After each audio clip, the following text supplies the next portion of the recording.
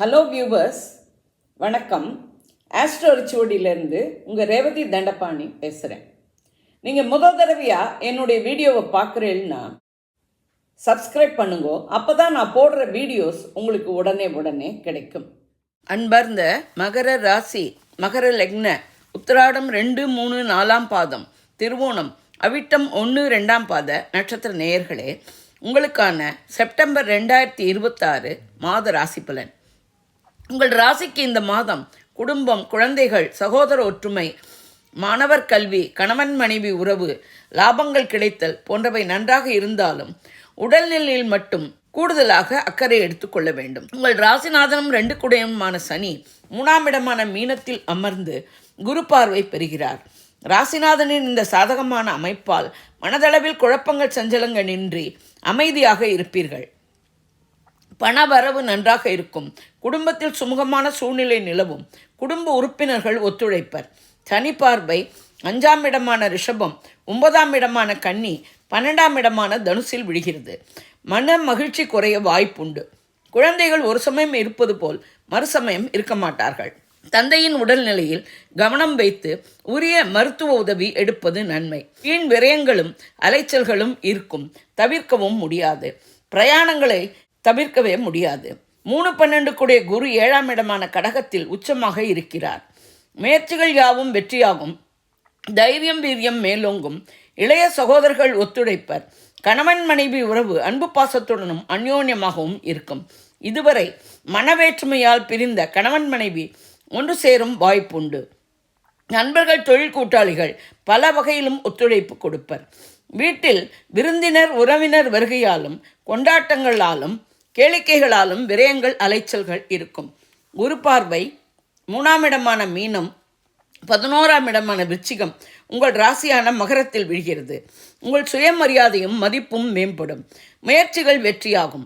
நீண்ட நாளைய ஆசைகள் நிறைவேறும். எதிர்பாராத லாபங்கள் கைக்கு கிடைக்கும். மூத்த சகோதரர்களின் உதவியும் ஆதரவும் கிடைக்கும். 4-11 கூடிய செவ்வாய் 6ஆம் இடமான மிதுனத்தில் செப்டம்பர் 20 வரை இருந்து பிறகு 7ஆம் இடமான கடகத்துக்கு செல்கிறார். சுக சௌகரியங்களுக்கு குறைவிருக்காது.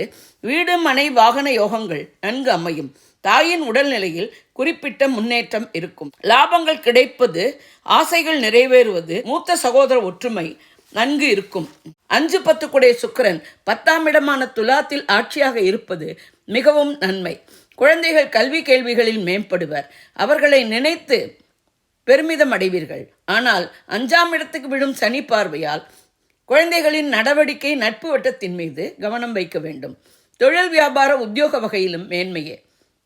எதிர்பார்த்த மாற்றங்களை செய்ய முடியும். உத்தியோகம் செய்யும் இடத்திலும் உங்கள் கடின உழைப்புக்கும் செயல்திறனுக்குமான அங்கீகாரமும் பாராட்டும் கிடைக்கும். ஆடை ஆபரண சேர்க்கை இருக்கும்.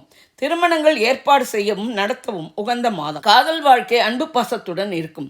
வீட்டில் பெற்றோர் பெரியோர்களிடம் சொல்லி திருமணம் முடியும் வாய்ப்பு அதிகம்.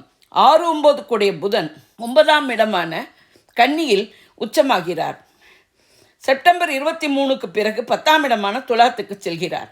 மாணவர்கள் கல்வி கேள்விகளில் தாங்கள் நினைத்த இலக்கை அடைய முடியும். புத்தி கூர்மையால் எதையும் நன்றாக திட்டமிட முடியும். தந்தை வழி உதவியும் ஆதரவும் கிடைக்கும்.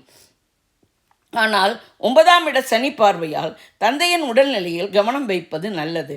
7 கூடிய சந்திரன் 4ஆம் இடமான மேஷத்தில் இருக்க மாதம் பிறக்கிறது. 8 கூடிய சூரியன் மாதம் முதற் பகுதியில் 8ஆம் இடமான சிம்மத்திலும் மாத பிற்பகுதியில் 9ஆம் இடமான கன்னிக்கு சென்று சனி பார்வையும் பெறுகிறார். எனவே உடல்நலத்தில் மிகுந்த அக்கறை எடுக்க வேண்டும். நெஞ்செரிச்சல், அஜீரண கோளாறு, உஷ்ண சம்பந்தமான நோய் ஏற்பட வாய்ப்பு உண்டு. அரசியல்வாதிகளுக்கும் அரசாங்க காரியங்களுக்கும் இந்த மாதம் அவ்வளவு சாதகமாக இல்லை. 2இல் இருக்கும் கும்பராகுவால் குடும்பத்தில் குழப்பங்கள், பிரச்சனைகள் ஏற்படலாம்.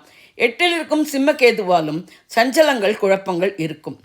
உங்கள் ராசிக்கு நன்மை தரும் கிரகமான ராசிநாதன் சனியும் அடுத்து நன்மை தரும் கிரகங்களான சுக்கிரன், புதன் இருவரும் இந்த மாதம் சாதகமாக இருப்பதால் இந்த மாதம் உங்களுக்கு நல்லதொரு மாதமாக அமைகிறது.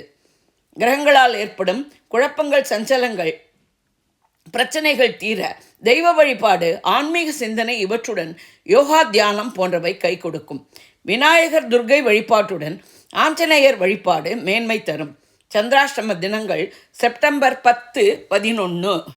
சந்திராஷ்டம தினங்களில் உஷாராக இருக்கவும், வண்டி வாகனங்கள் ஓட்டுவதை தவிர்க்கவும், வம்பு வழக்குகளிலிருந்து விலகி இருக்கவும்.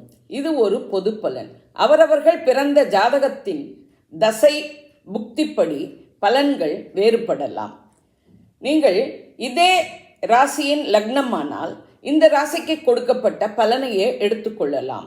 வேறு லக்னமானால் அந்த ராசிக்கு கொடுக்கப்பட்ட பலன்களை எடுத்து ஒப்பிட்டு பார்த்து கொள்ளவும். நான் கொடுத்த இந்த வீடியோ உங்களுக்கு பிடிச்சிருக்கும்னு நினைக்கிறேன். பிடிச்சிருந்ததுன்னா லைக் பண்ணுங்க, ஷேர் பண்ணுங்க, கமெண்ட் பண்ணுங்க. நன்றி, வணக்கம்.